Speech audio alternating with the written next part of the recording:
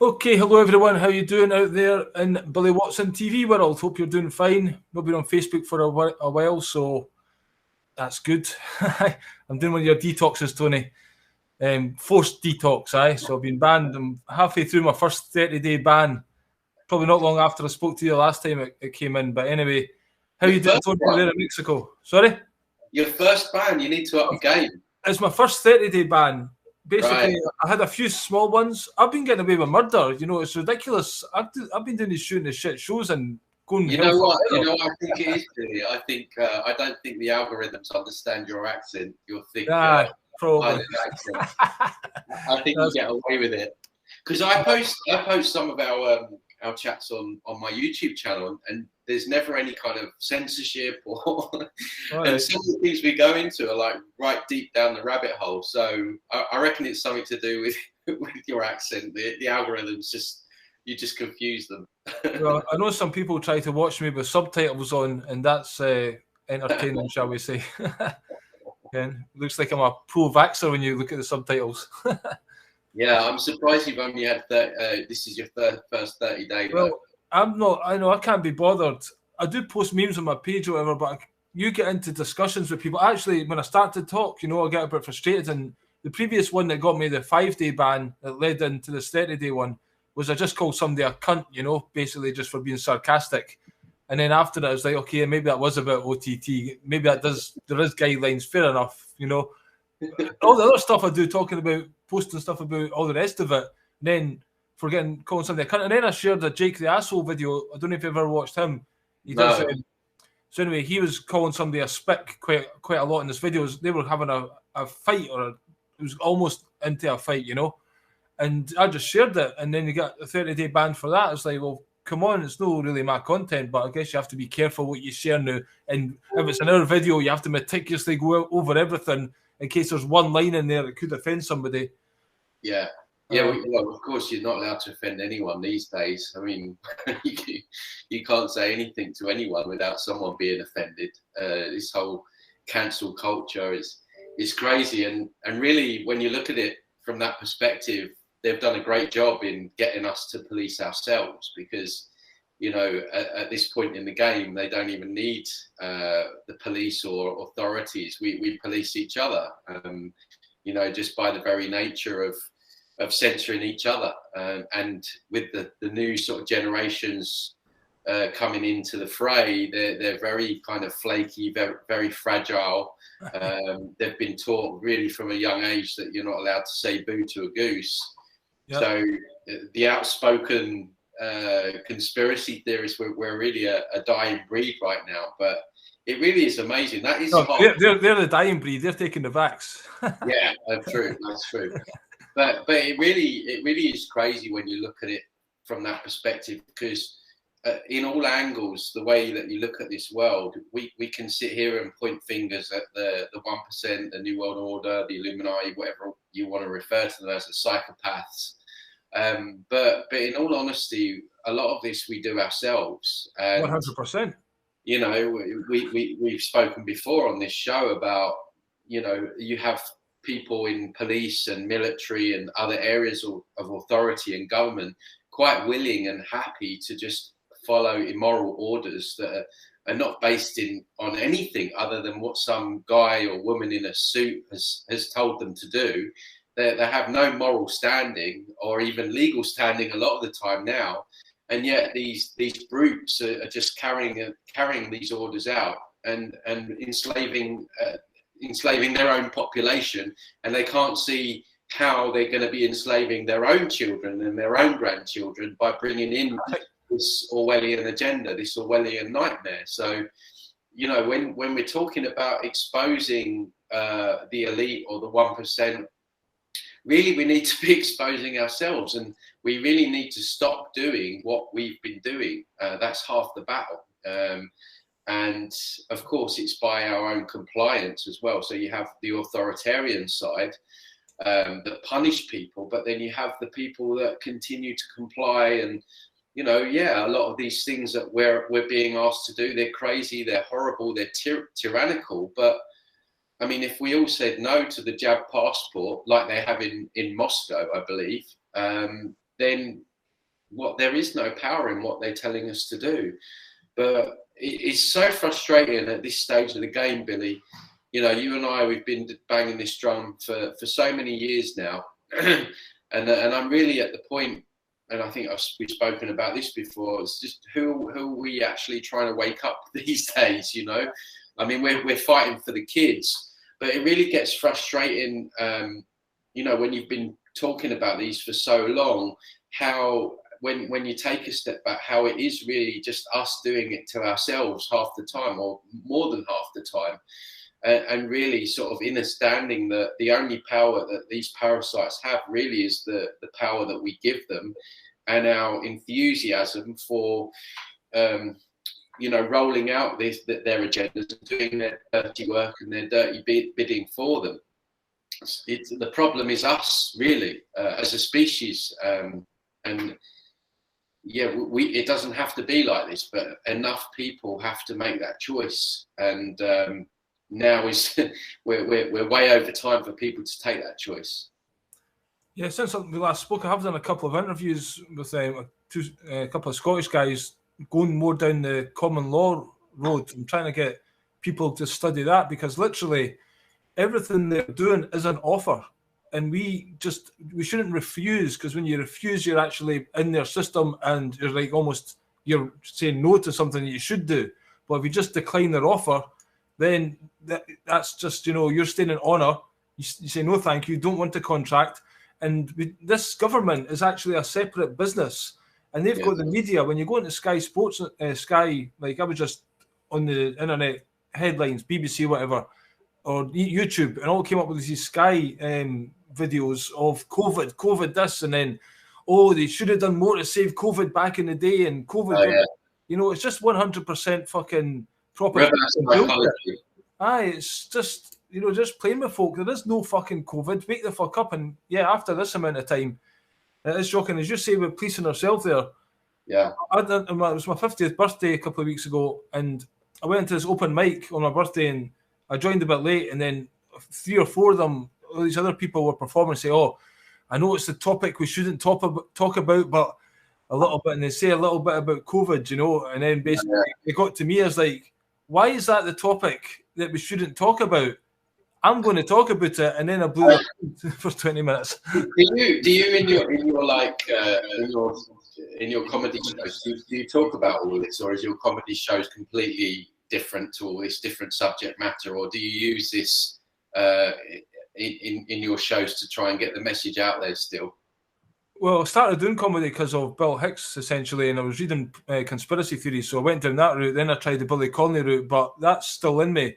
So I had to show the festival this year. I had the 5 shows, and basically I used them to do some old kind of political material, which gave me scope to rant. So it was a small audience, and I actually done it with a bigger audience as well. And I done COVID isn't out there; it's all bullshit. And then it went pretty tense, so then I had to give a joke quite quick. But the rest of the time, I had people leaving that. Some people stayed, some people left. But I've got the full videos. I've got the full videos on. You know, people in the bar and the bar staff, they could hear me. So behind the curtain, and I'm ranting for an hour about all kinds of shit, you know. Is there somewhere we can watch the videos? Are they on your website? Because I'm going to upload this to my channel. I'd like my the people that are on my channel to be able to access that. Well, basically, I've just revamped my website. If you go to, they've got this live section, now I've got a join section, and I'm making these promo videos up for all the different sections. So within that, there is an Edinburgh Festival thing, but it's like I'm making it membership. Okay. But there is some things you can buy. I'm actually thinking about doing like the promo videos. But for yourself, I can send you them to check out if you want. Yeah. I just think it would be great to see you in action and see all these people walk out. Yeah, I mean, I done it on a Saturday, and there's a football crowd in, and they're like, I talk about football, and then they came in. But when I talk about football, I'm doing it like as a kind of fan, but I'm also kind of going against it, you know, and showing faults within it, and they can't handle it, you know. That's the most important thing in their life, right? Oh, totally. They actually said we're coming in for 40 minutes, and then the game's on, so we'll have to leave 20 minutes before the end. But I left 20 minutes after the start, after I'd fucking annihilated football, you know. What, you pulled out the whole bread and circuses card and all that stuff. Yeah, basically, like Rangers Celtic, what's the difference? A lot of people think there's a big difference. Celtic with the Pope, the Catholic Church, Rangers, Queen Protestant Church. I think there's about as much difference between them as there is between Pepsi Cola and Coca-Cola. Yeah. I think you both rot your teeth. You know? And then I go on to have a go at Rangers fans, but I understand the reason for Celtic and Rangers. Needless to say, you won't be invited back next year then. Yeah, I used to do. No, I get away with it. People that have got a brain can get it. Like I used to do gigs in like really scary spots in Glasgow, and all the comedians would say, "Whatever you do, never talk about Celtic and Rangers." So I would start with that. Oh man, that's brilliant. I love severe balls, like. Yeah. But I guess in a way they kind of respected you for going in that strong, right? Aye, I think so. Aye, because like, what the fuck's this nutter in here talking about old form again? It's like people can't believe it. You're cruising for a bruising, this one. Oh, aye. It never came to anything like that. There was a couple of times I had to kind of break the tension in the room and say, look, all the other comedians say you shouldn't talk about Old Firm because, you'll split the room. But, if you're that fucking stuck up and tense about your own fucking football team, you can't take a joke about them. I didn't want you to fucking like me anyway. So that kind of came out, and then that broke the thing, and then the laugh. But it's just crazy how, even just in football, how people are so divided. You talk about Rangers and Celtic there. I mean, you're talking about a huge division within a city, essentially, where some people, I know some football fans, they won't even talk to someone if they're an Arsenal fan and the other one's Tottenham, or it's just ridiculous, isn't it? How they've even managed to divide the population, even through people kicking a ball around the park. They've managed to create this hatred amongst towns and cities and countries, and it's everywhere you look in this matrix. They leave no stone unturned, do they? They're so intricate with all their deceptions and manipulations. It really is a genius thing that they've created, as much as I hate it and dislike it. But you mentioned the comedy. Comedy's such a great way of getting the message across. The thing is, I've never had time to write material for COVID, so I was just like ranting for like 5 minutes about COVID, and then I says, right, I better do some comedy. So I'm going to kind of understand why some of them left, Yeah. But I never actually build that show as comedy. When I do comedy shows on a comedy thing, I do laughs, but that was an hour of me. It was my show. So I'm just saying what I want to say, some of it's comedy, some of it's that, bit of this, bit of that, Yeah. Who was it who came out with the quote, if you're going to tell people the truth, then make them laugh? Do you know who said that quote? I can't remember. Charlie Chaplin or something like that, or somebody like that back in the day. I don't know, but there's so much truth in that. And you mentioned the great comedians down the years of Bill Hicks and George Carlin, and who's the Aussie guy lately that was really Steve good? Hughes. Steve Hughes, yeah. Right. If anyone's not watched any of his work, you can go on YouTube and just type in Steve Hughes. He's got a brilliant bit about being offended. Just what we're talking about. It's like, you're offended, and yes, nothing happens. It's not like you went to the show last night and you watched the comedian and you were offended, and the next day you woke up and you had leprosy. Yeah, exactly. What does that even mean? I'm offended. Okay, well. That's your problem.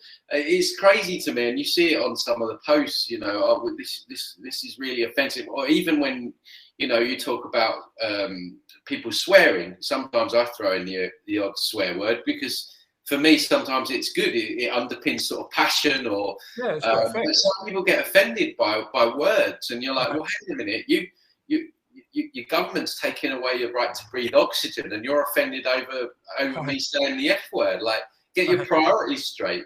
But this is the world we live in, and it really is snowflake world. And of course, who does that benefit?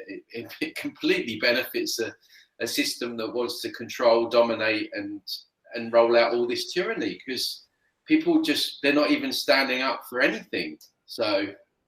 In one of my comedy sketches, I do a bit where I'm trying to tell my mum about the New World Order at the dinner table, and she's like, "Oh my God, that's disgraceful! No talking about religion and politics." I was like, "Who invented that saying?" I think it was politicians and priests myself. Because we did talk about it, but very soon realised we're getting a double-ended dildo rammed up our jacksie every Yeah. single fucking day, you know? Yeah, so yeah. again, that thing, the subject that we can't talk about, it's the fucking main topic. It's changing the fucking world, mate. I know. We should be talking about it, nothing else apart from that, you know? Yeah, I mean, there's literally nothing more important in anybody's life right now than what is happening. And yeah, all this avoidance again, it's kind of like people they just want to feel good all the time, don't they? I mean, you can understand it. Who doesn't? I mean, of course, I talk about a lot of this in my videos, exposing the new age. It's all about feeling good all the time and avoiding the negative. But we see that in society as well, and you see it quite often when you broach these subjects with friends and family members. Like their face changes, and it's like, oh, he's going to go there again. It's weird. It's really weird. Like I was just actually posting 4 letters to people, putting them all on notice and notice to cure and all this stuff, to fucking police and all this stuff, right? So the main post office got taken down. So now the post office is in a news agent, a kind of ethnic minority news agent. So there's these grannies coming in, and my heart's breaking with their fucking masks on and stuff. And I left, and I said to the guy, this is a crying shame, you know. And he says, yeah, there's millions of viruses everywhere. And I'm like, yeah, they're in the body, and he kind of knew it. And then I started going, yeah, right. And I started getting right into it and just saying how big a lie it is and going. And then even he, who is on the side of it, he can't handle how big the lie is. You know, he doesn't want to think of it and look into it with any great depth. He just doesn't trust it. Right. But when you start really talking about it, it's like, oh, even that's too much, because it's contradicting the main narrative. And we've all got to trust this main narrative that we're under, because that's the world. You can. It's just what these guys are telling you. Anything else can't be, you know, it's been going on for 18 months. It can't, no, it can't be that big a lie. Aye. And the other thing is people don't like confrontation either. And, you know, sometimes confrontation is necessary. You know, sometimes a confrontation is completely necessary to amend something, or to change something, or to transmute something. It might not be very pleasant in that moment, but I mean, it's the power of that word no. Saying that no, people don't, you know, can't say no. They get the letters through the door. You got to get a vaccine. Oh, it's no, but they just get magnetically pulled, or put a mask on. You know, but that no, that's confrontation, and that's what, as you say, they're trained. Yeah, it's like too much energy for them. To anything other than just being told what to do is just too much for their brains to handle. But tied in with all of that, of course, and the, you know, the psychological reasons for all this is obviously that people want to fit in, don't they? They want to be in the crowd. You know, the COVID is pretty much a cult now. You're either in the cult or you're not in the cult, and if, like any other cult, if you're not in the cult and you start saying it's a cult, then you're demonized, thrown out of society, called a conspiracy theorist, and, you know, basically lambasted for it. So people have this very strong desire to fit in, and they're scared of what other people think about them as well. You know, they live in this mind prison where, you know, a lot of people just completely live their lives based on what other people are going to think or say about them, and it's draining. I mean, what a way to live. You know, you put yourself in a prison, and that was one of the biggest. I would say that was the biggest thing that the biggest thing that changed me on my journey was to lose that fear of what people thought about me. It's liberating. It's so liberating to just drop that and really express the true self. Because when we live like that, we all become carbon copies of each other. Everyone thinks the same. Everyone finds the same things interesting or not interesting. Everyone laughs at the same things, and we become very boring as a species. But you find with awakened souls, or people, you know, that are more aware, that they have dropped that. They've got their own personality. They've got their own character. They're much more interesting for that reason alone. So that's one of the huge things, really. That, again, it's our problem. It's something that we've created or we've caused by putting ourselves in this mental prison. So, you know, we have to start really with moving out of that and just dropping that, because essentially you're going to live your life really just pleasing other people and never pleasing yourself. Not that you've got to live selfishly, but you know, you just to liberate yourself from those mental chains is really important. I mentioned briefly there about religion with the Pope and there was the Rangers Celtic thing. You know, that does go back further deeper than a lot of other rivalries because of the Irish immigrants coming into Scotland, and you can understand why, you know, Scottish people maybe weren't too keen on lots of Catholics who are part of the Vatican, you know, because people kind of hold up these institutes as being great, you know. Apparently now somebody's trying to get Tyson Fury an audience with the Pope and stuff like that and say, oh, what an honour and stuff like this. You know, these ways we hold these people up and the Queen and everything on a pedestal is ridiculous. But Yes. just, I don't know what I'm trying to say. I kind of lost my train of thought there, but oh, the world's fucked, mate. You know, we were trying to educate people. We were trying to, is there any hope? Is there any fucking hope whatsoever? 'Cause as you say, you're preaching to the converted, and these protest marches, when you go and shout at everyone and blaming everyone else, you know, it's all, we should be getting these things and educating ourselves to be more free, to take the steps away from the system and not fight the system. You know, what you fight, you become, basically. And I think there's a lot of people just wanting to fight, and not look for the solutions and the actual just draining the energy from this whole thing, you know. Because even us going on and on about it, that's helping to create it. That's the power of the mind. That's what they understand. And that's how they've got inside everyone's head. And that's how everyone's believing this perception, because they're literally programmed from the inside out, you know. And stepping outside the box and doing these things, that's what helps to break that programming. But it's that fear of overcoming the being the nail that sticks up that lots of people don't want.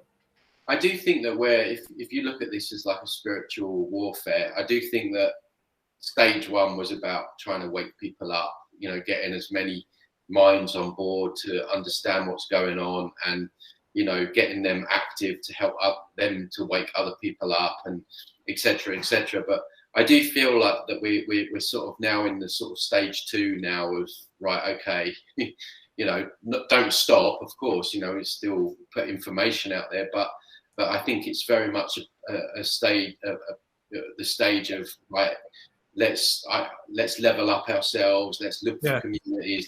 Let's look at solutions. Am I prepared for what might come? You know, not just in this life, but the afterlife. What's going to happen if something, you know, if something happens? Am I clued up on this? And just really looking after our own and trying to connect with like minds and having those sort of support systems.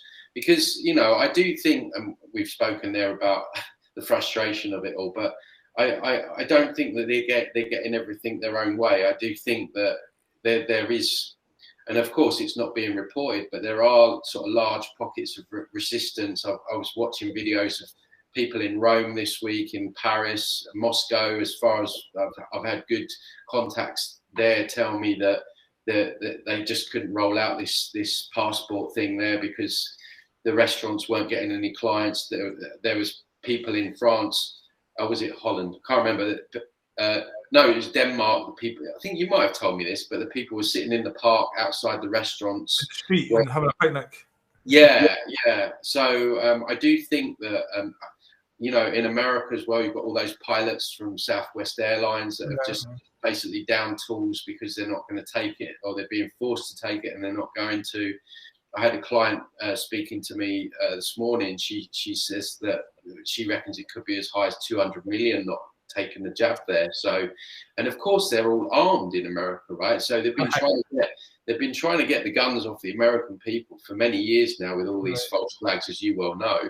They've not managed to do it, and in fact, the sale of armory and arms is quite high, right? So people are arming up there. They're not going to lay down. She said, Tony, people that are on in America, they don't always know what's going on here. The people here, there's many people here that know what's going on. They're preparing and they're ready to fight and they're ready to give their lives. So, and we know, you know, unless they bring America down, their whole plan fails because they can't have this big superpower with a one world government.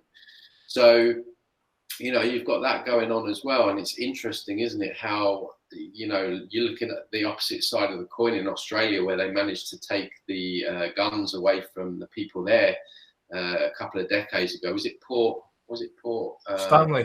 Port Stanley there. and you know, the people there are struggling. But even there's a lot of resistance, a lot of pushback. So, you know, no one said it was going to be easy taking down a psychopathic, evil death cult. And we're certainly going to lose a few along the way, especially those that have taken the jibby jab.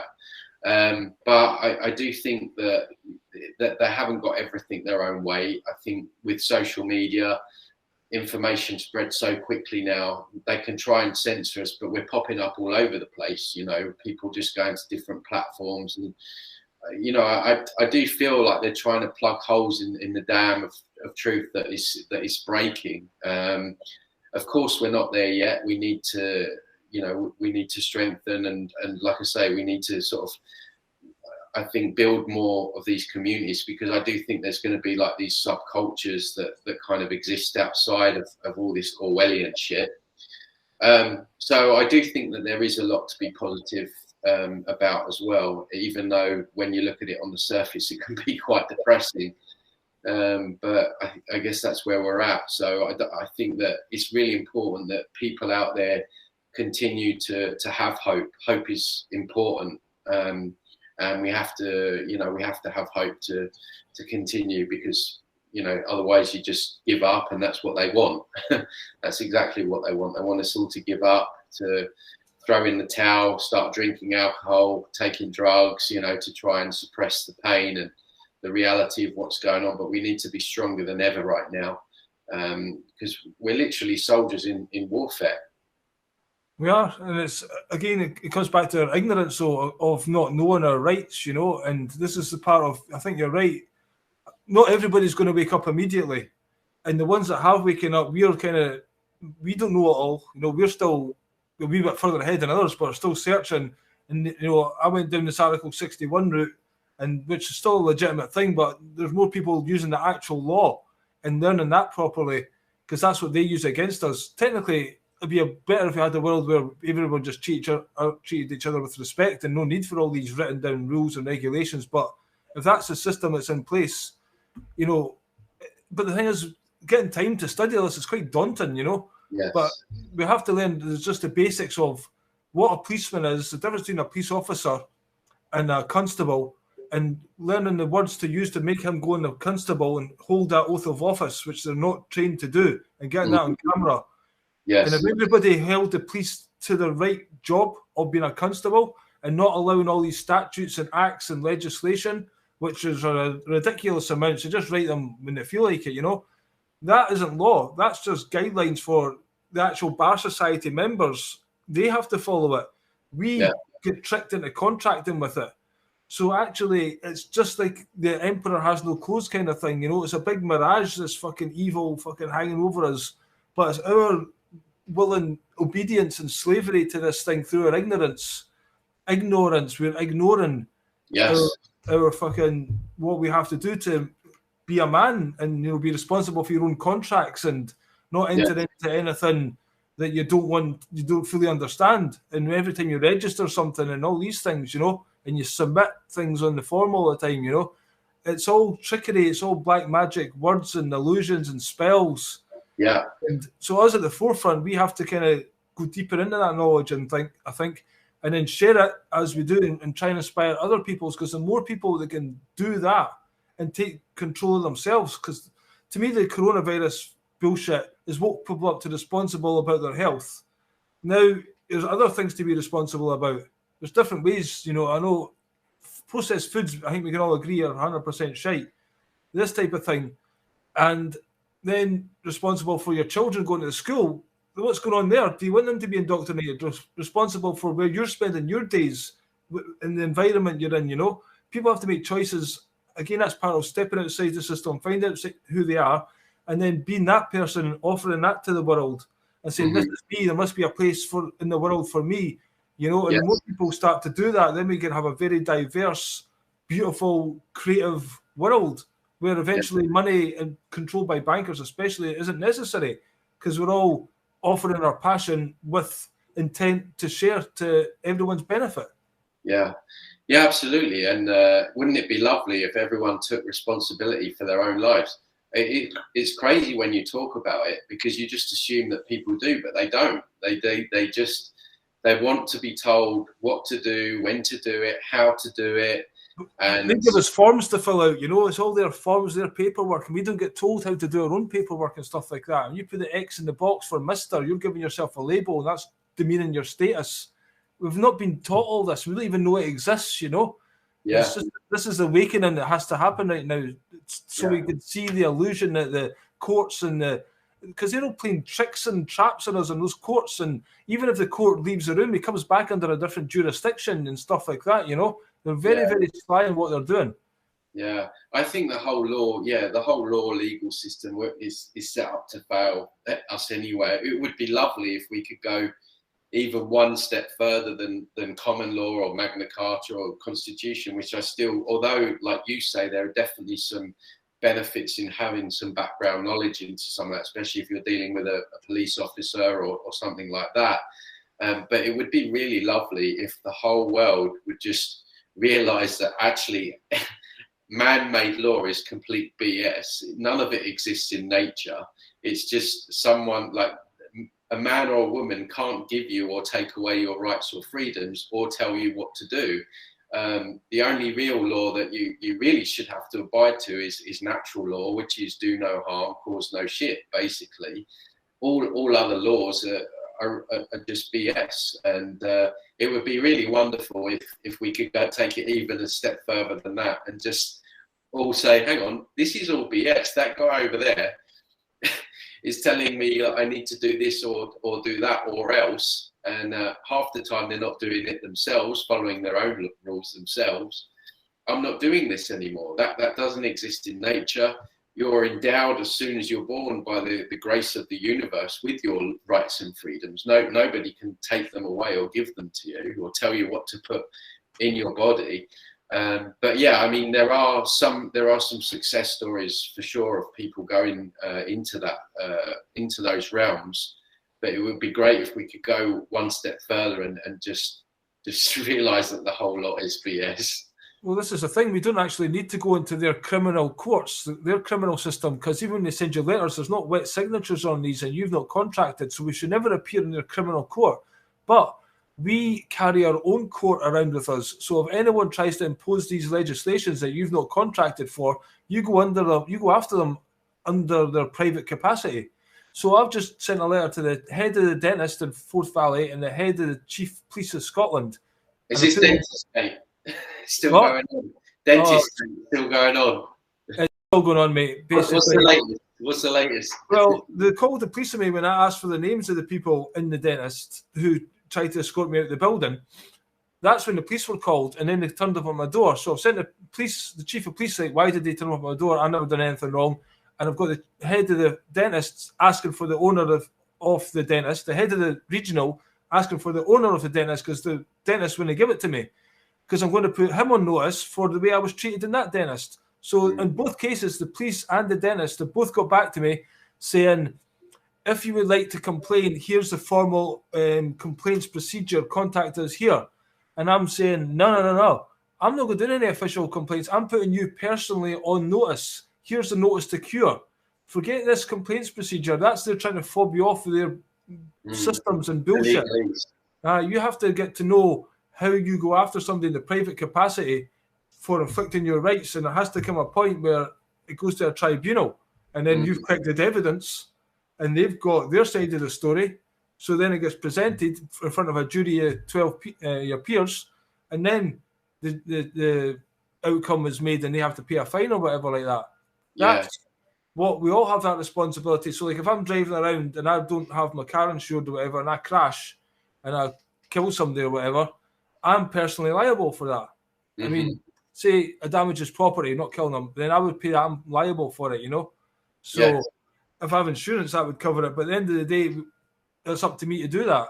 We shouldn't have a law forcing people to do that. It's just, you know, even the whole thing about driving, you don't need a driver's license. That's for acting in commerce and things like this. You know, it's all tricks, as you know yourself. You never actually own your car, do you? With a driver. You're a registered keeper. You don't own your house either. All your title deeds are in your legal name. That's all owned. They do a flip. If you went into court and you know what you were doing, The judge is trying to make himself the benefactor and you the debtor. And basically, it's done as a switch. If you know and you say the right words, you make him, because you've got a trust. When you get the birth certificate, it's a trust, and that gets paid into all your life. So when you pay a fine, basically it goes into that trust, and they're claiming they're the benefactors of that, but it's actually your trust. There's a guy in America recently bought a £150,000 car out of his own trust. And out of your own trust? There's people starting to access that. Wow, I'd love to do that. I wonder how you can do that.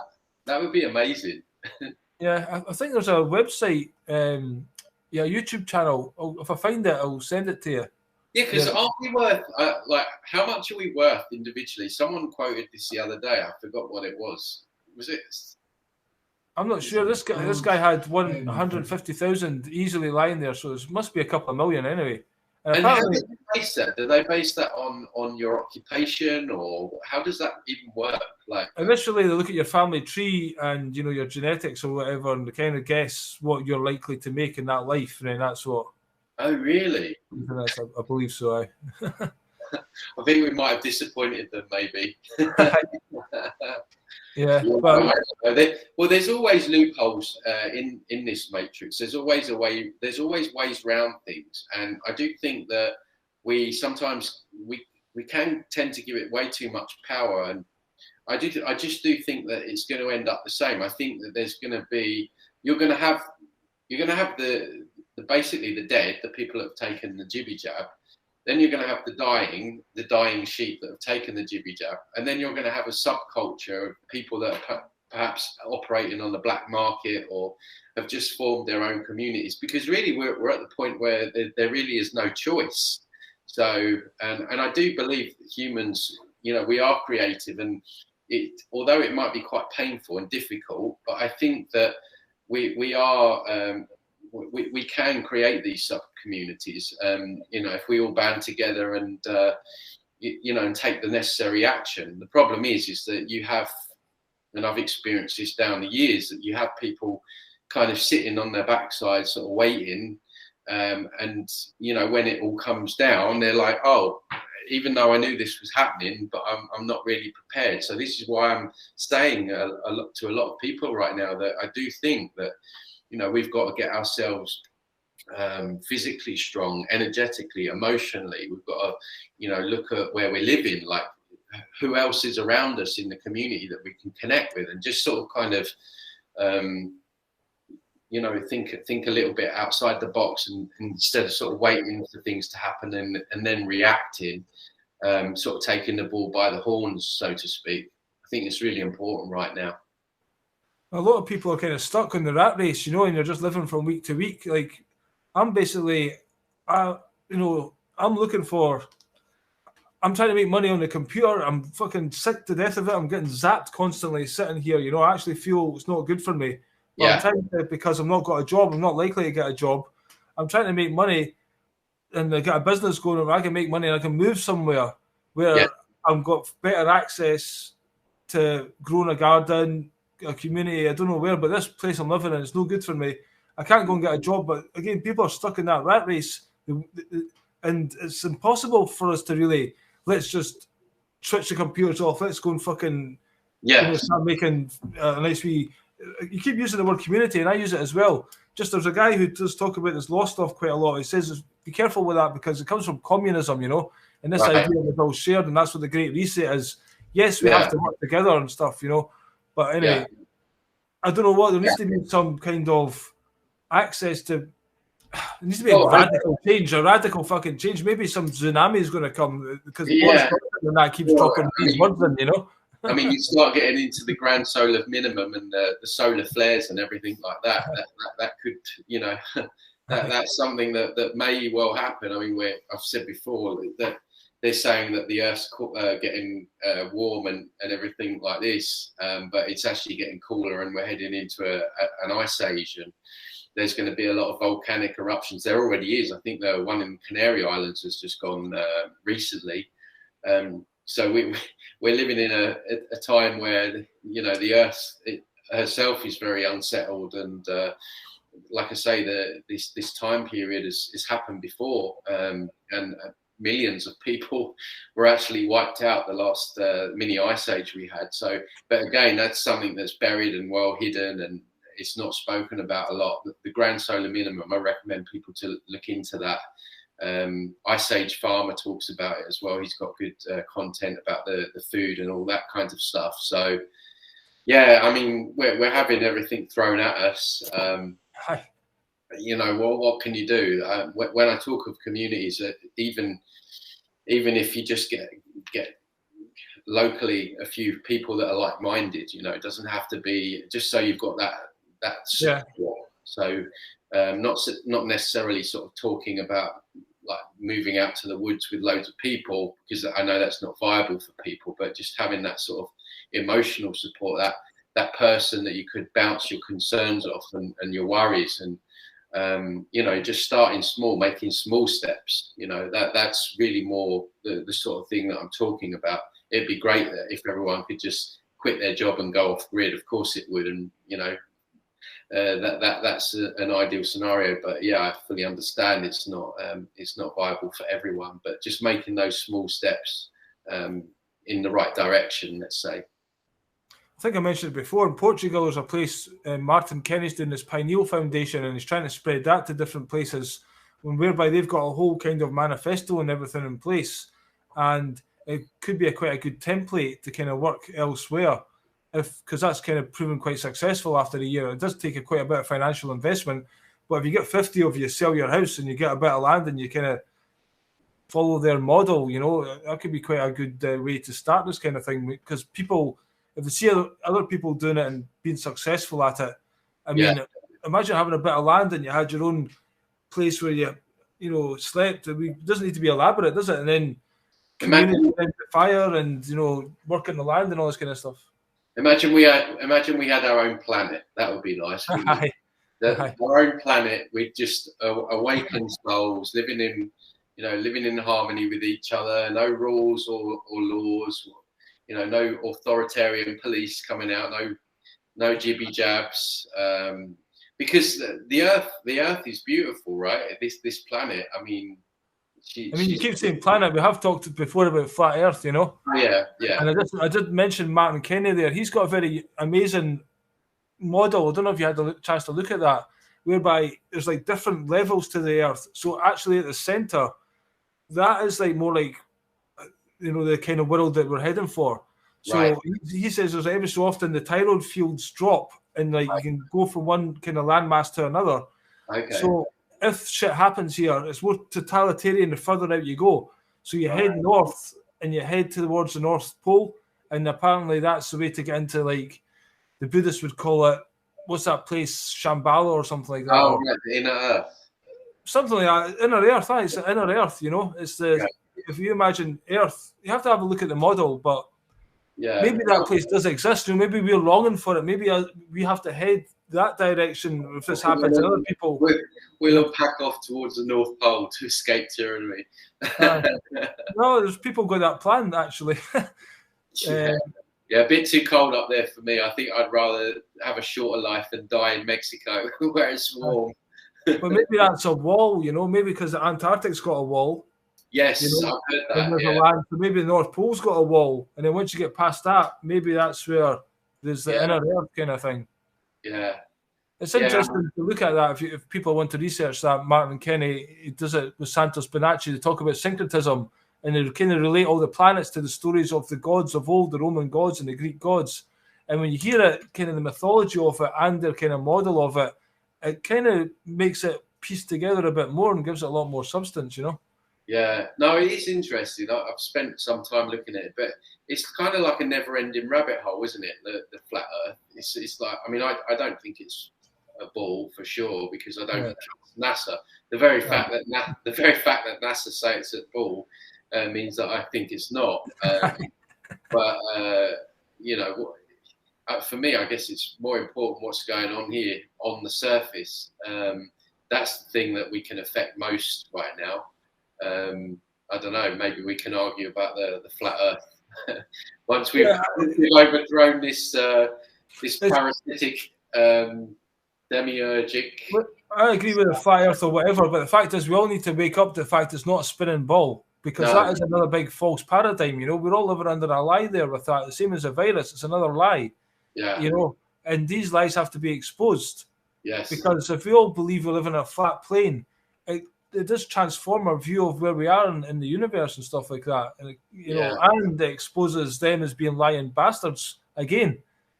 You know, how they're getting away with it is beyond me. You know, it's crazy to me how when you start on this journey, you're like, oh, there's another lie.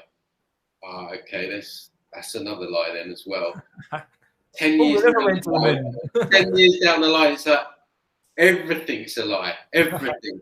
And then there's lies within so-called truth. You know, you talk of like the New Age stuff. You know, there's a lot of deceptions within that. You know, what we're told to eat and everything like that. So there's layers of the matrix. And what I've kind of been thinking is that there's this big clambering in the alternative media to soak up all this alternative information, and 90% of that is BS as well. I totally, I mean, handle it. Stay my head in. And you know, there's this idea that we have to read a lot of books or watch a lot of documentaries. No, you have to read the right books and watch the right documentaries. Exactly. That's what I've learned down the years, because like you probably, I've soaked up so much information, probably a lifetime's worth. And you know, you're trying to pull out the little tiny nuggets of truth within that giant haystack. And it's like the real nuggets are buried deep within the haystack. You can't find it very much on YouTube and stuff like that. You have to go. You know, it's getting harder and harder to find something that's really truthful these days. Yeah, you know, I mean, you get a bullshit kind of detector, don't you? It's like after a while, that's bullshit, it's bullshit. Yeah, narrow in, you know. I mean, look how they funneled all the newly awakened people into the QAnon movement. I mean, like people, they were waking up. They could see all this insanity around. Realizing the world's not what they thought it was, and they funneled everyone into Trump and Q, away from, you know, empowering themselves, sovereignty, and everything like that, into this whole idea that you don't have to do anything, just trust the plan. Trump's going to save us. He's down in the underground bunkers digging out children. Justified. And even now, there's still people trusting the plan that he's going to make this comeback and this Red October or whatever they talk about. And really, what has that done? It's completely disempowered millions of people that have fallen for it. And so they kind of overlay the matrix with more lies and more deceptions. And then they've got their, you know, the shills and the psyops within that. And it's just amazing to me how intricate it really all is. I mean, if we all get out of this, I'm not saying we're all going to get out of this. When we get out of this, because I think we will. A lot of people will get out of this on an energetic level when they leave here. I think we really can see just how great humans truly are in their expanded, elevated form of consciousness, because this is a very difficult thing to get out of, and I think we've probably been trapped here, many of us, for maybe thousands of lifetimes, and I think it will be testament to what humans truly are when we do get out of this, because it's just so genius the way they've packaged this together. So do you think this realm has always been under the control, or do you think it's been infiltrated over years to kind of a particular parasitical group? Was there a time of utopia, so to speak? I think something's clearly gone wrong. That's for sure. The thing that resonates with me is this whole idea that we were deceived in Atlantis or something like that. I think knowing how manipulative and deceitful these entities are and how they operate through our world leaders and how manipulative and deceptive they are, is pretty clear to me that they will have deceived us or at some point in our timeline, whether that be with technology or something like that, where we maybe got a little bit greedy, and then from there, perhaps you've got the biblical fall of angels, where humans were once graceful and we lived in harmony, and then we just fell, the old Adam's apple thing. So I feel like that sort of story, that theme, has some truth in it. Obviously, I don't know the full details, but that's my gut feeling. That's what resonates with me. I feel like that we've been deceived by these beings, and they've ended up staying here a very long time, and they've created this kind of soul meal trap, and we've just been recycling around. And we're at this point now where we're hoping to bust out of it, and some people will, and maybe some people won't. But I do feel like for many of us that it's going to be our last time round here. I mean, it is quite weird when you see some animals and like the senses that they have with their hearing and their sight, and we're quite limited. We think we're this advanced species, but actually there's probably shit flying around us and everything, we don't have access to. So maybe that's the DNA has been shut down or something's. Yeah, that wouldn't surprise me as well. I think that's what the whole Noah Ark thing was about, DNA splicing, and they've done that with animals. I've watched something about, I don't know whether our viewers will want to hear this, but Max Spears, he was killed, right? So anyone that's killed, you want to look at their information, or I do anyway. But he was talking about how the common pig was actually a hybrid of a human and a wild boar, right? So that kind of put me off after, but so we know that they splice DNA and change and create stuff. So it could well be that is there somewhere in our timeline. But I think humans, we have a lot of psychic abilities that are hidden and buried because we don't use them, like remote viewing, telepathy, telekinesis, probably teleportation. So we do have these wonderful abilities. It's just we either don't learn them or we don't get taught them. So it all goes into feeling that we don't really have much or anything special about it. It's like a muscle. If you don't use it, and then you lose it. So basically the technology as well, that takes us away from our capabilities, Yeah. Remember life used to operate before without everyone having a mobile phone. Yeah. I'm sure you've had times where you'll be thinking of someone and then you'll see them in the street, or it happened to me the other day, or you'll think of someone, suddenly you get a phone call from them. The amount of coincidences I'm getting these days is off the charts, really. Yeah. Some of the things, like I say something and maybe I could be Facebook fucking listening to your calls quite a lot. That's something else, You get an advert for something, but the coincidences that pop up is pretty mental. I think it's getting faster, at least as far as I'm aware. Yeah. I'm noticing it more. Yeah, and I think we had this conversation last time, didn't we? That when you align with truth and what's right, I think you do generally manifest more of what's in alignment with your truth and truth itself. And I think, you do get some assistance, let's say, if you're putting in right action at the same time to do what you should be doing. Do you think there'll be signs of the universe telling you, you're on the right path, this is what you should be doing? Or do you think whatever path you've done, it would happen anyway? Yeah, I feel so. And of course, again, in the New Age, it's that whole false law of attraction where you don't do anything, you don't take any action, and people are sitting back and saying, well, why isn't this happening? Well, you've got to have that intention, and then you've got to put in the action towards what you want.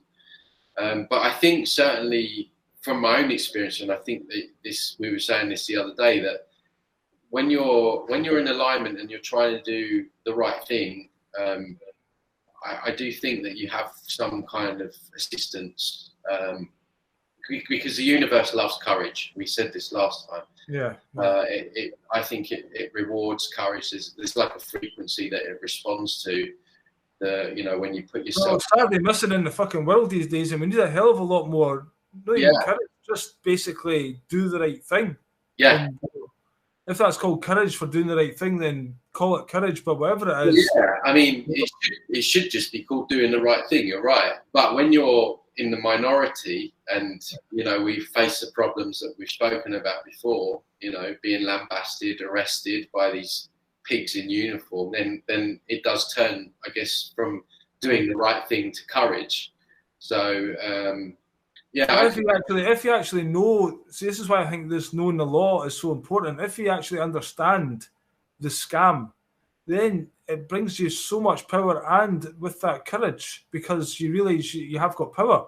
We're not powerless against these guys. We can hold them personally accountable. We just have to learn their game, and it can switch it all around for us. And therefore, the courage comes with that knowledge. And then once you start implementing it, that backs it up more, because they're fucking having to respond to you in a way that you wouldn't expect them to, because they know you know the game. Yeah, that's it. That's the key takeaway, isn't it? It's implementation. You can have knowledge, but unless you act upon it, then it's useless. So we can know that all this is going to come down, but unless we kind of prepare ourselves, and what we've learned, we're no better than Joe Bloggs, the jibby jab sheep down the road, because we've not done anything to prepare ourselves. So knowledge is only powerful if you use it.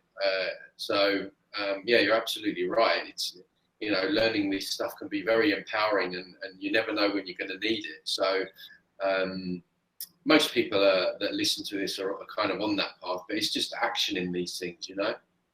Yeah. So what action have you got coming up? Have you got any other shows coming up soon? Are you take part in chats with people now and again?